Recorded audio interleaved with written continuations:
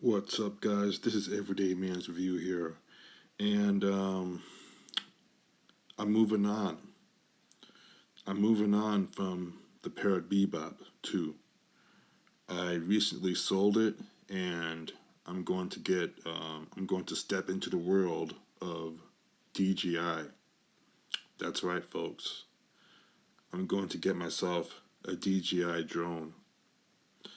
Now, this might take a while, but I'm gonna get the DJI Spark and the DJI Tello.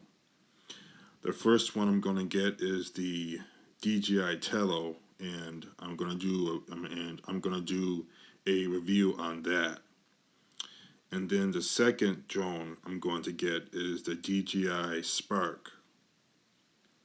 Now, there will be a comprehensive review on that one as well.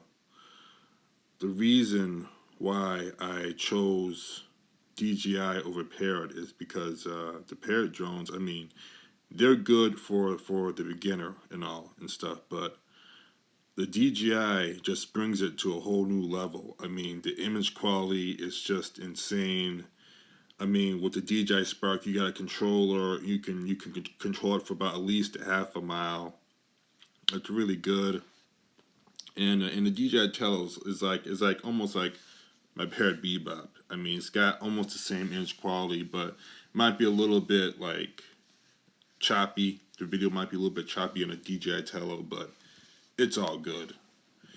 So yeah, I'm going to turn to the DJI side because I've been playing with a Parrot Bebop for a long time now, and it's time to step up my game and get myself a DJI.